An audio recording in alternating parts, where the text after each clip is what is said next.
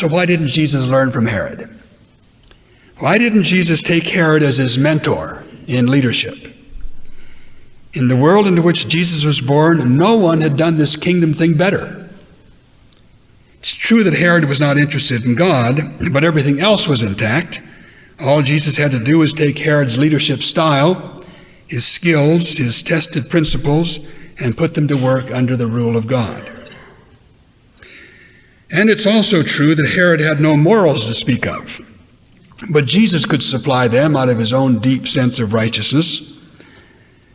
The fact is that in the Palestine that Jesus entered, Herod was the accomplished master at fashioning a kingdom, thinking big, and then working out the concrete details that would bring it into reality, and including everyone in it. But Jesus didn't do that. He lived as if Herod never even existed. He ignored the world of leadership that was on display so brilliantly all around him. He chose to work on the margins of society with unimportant people, giving particular attention to the weak, the disturbed, and the powerless. He chose as his base of operations the small town of Capernaum on the north shore of the Sea of Galilee. It was not exactly out of the way, for a major trade route passed through the vicinity, but it was not important politically. Two other small towns, Chorazin and Bethsaida, formed what we call the Evangelical Triangle, three small towns that served as Jesus' primary area of teaching and preaching and training his disciples, who would then function as leaders in the kingdom that he was inaugurating. These three towns, the archaeological excavations show this, were true communities in which everyone knew everyone else.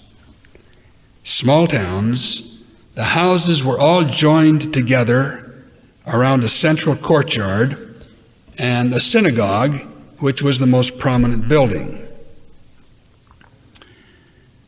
The archaeological excavations show that families lived together, adding rooms on as children grew up and married and had children like many of the Amish do today. Virtually everything took place in a web of personal relationships. Morals, meals, celebrations, marketing, business, politics, worship. Nothing was impersonal in a place like this. Everyone had a name and a relationship. There are two architectural features to these towns, Capernaum, Chorazin, Bethsaida.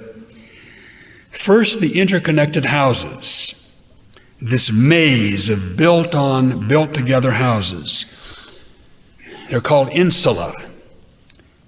And second, the synagogue.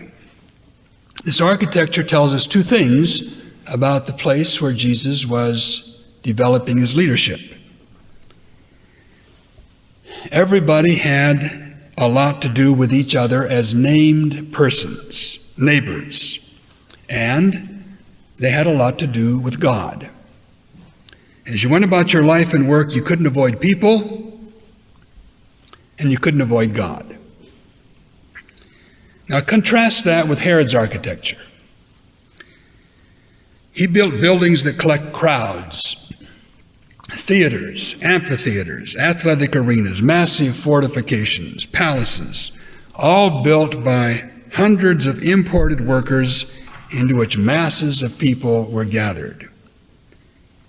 Herod built cities that were primarily secular and impersonal.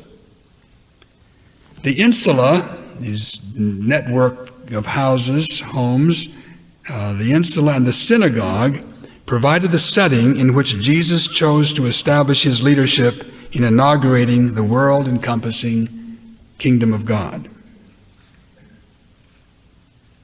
There were two large cities in Galilee at the time of Jesus.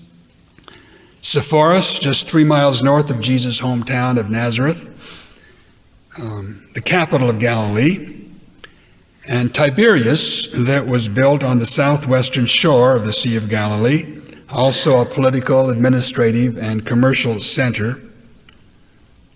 Both of them were impressive cities. Sepphoris, as we know by its ruins, which are very impressive, and Tiberias is still a living city. Very impressive cities, both. Herod the Great's son Antipas, who was a contemporary of Jesus, built them and used both the cities for the exercise of cultural, political, and economic power, carrying on the legacy of his father.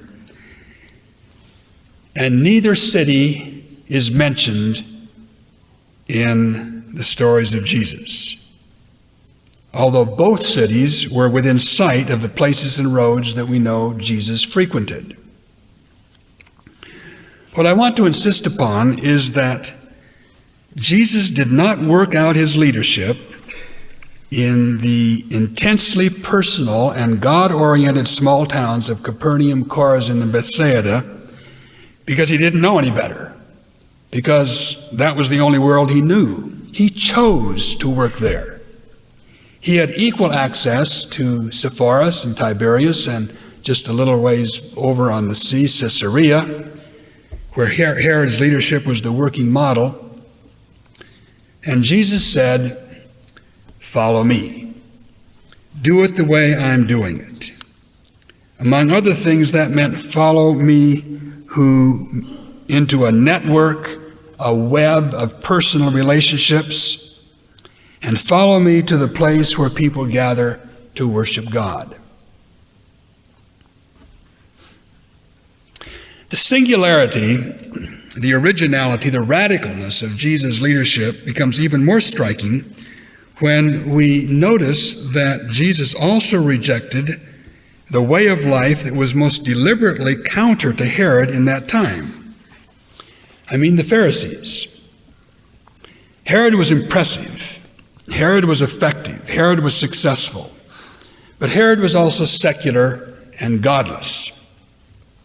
No matter how good he was at bringing prosperity and peace to their land, there were many Jews who would have nothing to do with him. There was no life that was worth living, no matter how prosperous or secure, that did not honor God. And the people who felt this way became the Pharisees. About 300 years before Herod and Jesus, the Greeks had emerged as the new world empire. But they were not content to conquer the world militarily, as they had under Alexander. They became crusaders for a way of life marked by intelligence and beauty and pleasure. Power wasn't enough for them. Money wasn't enough for them. They were missionaries. They were missionaries for something we might designate humanism. They wanted to convert men and women to a life in which the mind and body were celebrated and developed to their full potential. We send out missionaries to save men and women from their sins through Jesus Christ. They sent out missionaries to civilize men and women through learning and art, drama, and athletics. They were aggressive, persistent, passionate, persuasive, and highly successful. They had most impressive conversion statistics. In 100 years or so, the world became Greek. Greek language, Greek schools, Greek theater, Greek art, Greek games, athletic contests, and Greek gods who required little or nothing but supplied a colorful, textured background to the Greek enterprise. Greek gods functioned as a kind of stage set, scenery, in a drama that explored the human condition and developed the human potential. But while this mass evangelism campaign was successful, wildly successful really, everywhere else, we're talking about the Mediterranean basin, it hit a hard core of resistance in Palestine. The Jews, at least a significant number of them, refused to be converted. Jews were a people of the God who had revealed himself and made a covenant with them and given them commands. They had no faith in the human as such. Their faith was in God, a jealous God who fiercely rejected man-made substitutes or alternatives to his revealed justice and love, his mercy, and his salvation. To put the human in place of God, as the Greeks were so zealously doing, was outrageously blasphemous to the Jews. But Greeks were not used to taking no for an answer. So convinced were they that civilization, not salvation, was the basis for living rightly and well, they began to put pressure on the Jews. The more the Jews resisted, the more the Greeks pushed.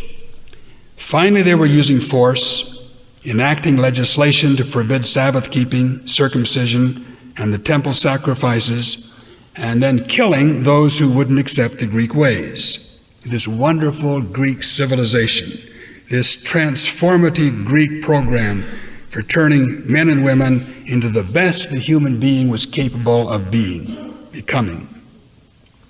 And it was this pressure and persecution that turned Jews into Pharisees. The name means separated ones, and they became a fierce fighting resistance party to this pressure. They defied the demands to repudiate God's covenant with them. They defied all suggestions that keeping God's commandments was a form of moral, spiritual slavery. They defied the brainwashing propaganda that the more energy they gave to God, the less energy was available to being truly human. And these Pharisees wasn't a large group, actually. They were a very small group statistically. Preserved and reinforced Jewish identity when it was most at risk. Pharisees were Jews at their passionate and loyal best. They were a party of the people, a grassroots movement. The thousands of ordinary Jews who refused to respond to the Greek evangelistic altar call to turn from an oppressive life under Moses and embrace freedom and beauty and intelligence. This altar call to be really human for the first time in their history. Now, because this Greek pressure was so total and all-encompassing, the Pharisee response was also total and all-encompassing. It had to be. They couldn't afford to compromise on a single thread of detail, lest that loose thread begin to unravel this rich tapestry of a life committed to radical and uncompromising believing obedience. So rules accumulated to keep the separation intact, customs developed to keep the identity sharp. But by the time the Pharisees came into the story, as it is told in our New Testaments, two unfortunate things had happened. One, this accumulation of rules and customs had become a rigid exterior armor among many of the Pharisees.